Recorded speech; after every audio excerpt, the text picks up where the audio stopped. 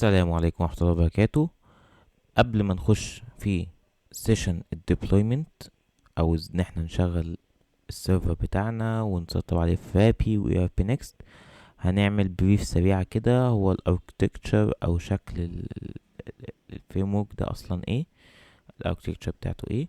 لو بصينا كده في دياجرام بسيط هنا بيقولك والله الاركتكتشر بتاعت فابي عاملة ازاي. اول حاجه بيبقى عندنا السايتس، او خلينا نقول ان المربع ده كله كده بيبقى عباره عن بنش. البنش عندي هو بيبقى عباره عن فولدر معين فيه كل الكلام ده. طيب الفولدر ده بيبقى فيه ايه؟ بيبقى فيه سايتس. انا البنش ده اقدر ان انا اشغل فيه اكتر من سايت، دومينز مختلفه طبعا. طيب السايتس اللي فيه في البنش ده مش شرط تكون مشغلة كل الابس اللي على السايت ده او اللي على البنش ده، انا اسف. يعني ايه مش شرط تكون واخدة من كل الابس؟ يعني مثلا سايت 1 دوت لوكال ممكن يكون انستولد عليه فرابي و ERP Next فقط. باي ذا واي هو فرابي، اب فرابي هو الديفولت المفروض يكون انستولد على كل السايتات، لان هو ده ديفولت اصلا اب، وده اصلا الفريم ورك نفسه يعني. فده اللي بيبقى بري سيت اب على اي سايت هيتعمل. طيب السايت التاني ممكن يكون انستولد عليه بقى فرابي و ERP Next وكاستوم اب انا عامله من عندي. طيب ايه بقى هي الابس دي؟ الابس دي ببساطة ان انا مثلا عندي كود معين، عندي فيتشر جديدة عايز ابدا اعملها بيلدينج، فببقى فاصلها في اب مختلف. يعني انا مثلا ما ينفعش اخش في اب بتاع ERP Next نفسهم ان هم عاملين فيه شغل واخش اعدل عليهم. ليه؟ لان ببساطة كل فترة بينزل ابديتس جديدة وحاجات جديدة، فبالتالي انا لما اعدل عليهم هتيجي تعمل ابديت للبنش بتاعك او للابس بتاعتك، هتضطر ان انت ت... ت... تبول التعديلات بتاعتهم. هيحصل لك طبعا كونفليكت، هيحصل لك كونفليكت كتير، فهتضطر ان انت تعمل ديسكارد او كل التعديلات بتاعتك هتروح عشان تاخد الابديت الجديد. يا اما تفضل بقى بيهايند وكل التعديلات بتاعتك تفضل موجودة بس عمرك ما تقدر تابديت ERP Next، فطبعا ده مش صح. فببدأ ان انا اعمل اب جديد واحط فيه الكاستم، الكاستمايزيشن اللي انا عايز اعملها يعني في الكاستم اب.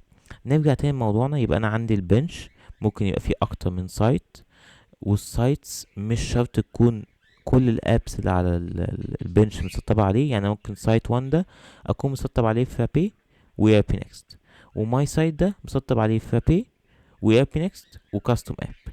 يبقى انا مش شرط عشان السايتين موجودين في بنش فيه 3 ابس يبقى مش شرط 3 ابس متعمل لهم انستول على 2 سايتس.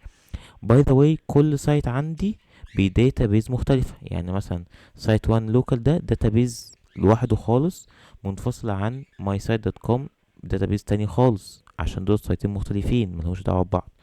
وطبعا دي عندي طبعا شوية باكجات كده زي النود والورك زوج اللي هو بيتعامل مع بيهندل كل الريسبونسز وكده، والريدس طبعا، والباك جراوند جوبز، وبايثون فيرتشوال انفايرمنت اللي هي بتجمع فيها كل الايه الباكجات. فيهمنا اكتر حاجة ان انا افهم البنش بيبقى فيه ايه. في اكتر من سايت عادي جدا، او سايت واحد برضه مفيش مشاكل. عندي اكتر من اب بس مش شرط كل الابس مسطبين على كل السايتات زي ما اتكلمنا.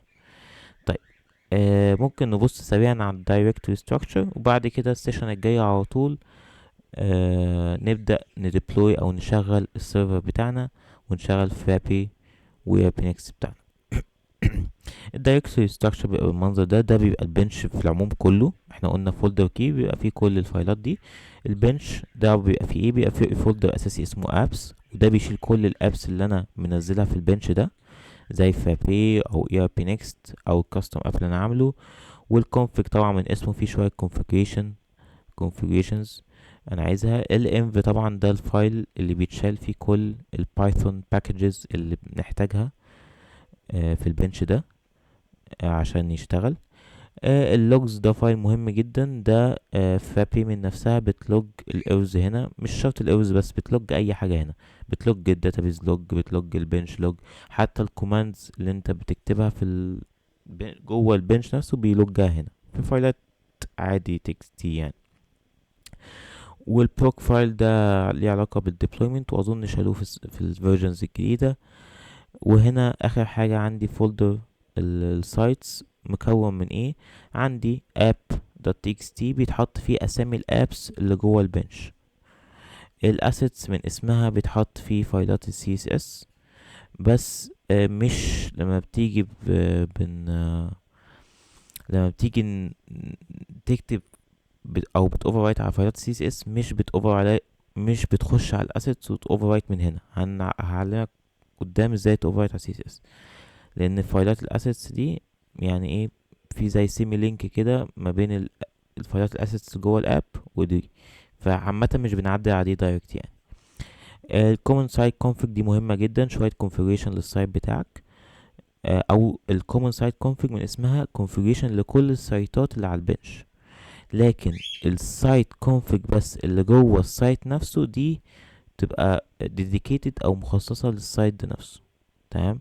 يبقى اي configuration هكتبه هنا هيتطبق على كل السايتات، لكن الكونفيجريشن اللي هكتبها جوه السايت config اللي جوه السايت نفسه دي هيتطبق طبعا على السايت اللي انا عليه بس.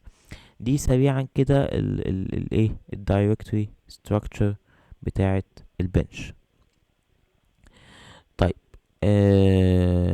السيشن الجايه ان شاء الله هنعمل هنجيب السيرفر بتاعنا ونديبلوي عليه فابي ونسطب اي بي نيكست، وكمان هنعمل كاستم اب عشان بعد كده ان شاء الله نعمل شغلنا عليه كله يبقى كاستم اب. شكرا، السلام عليكم.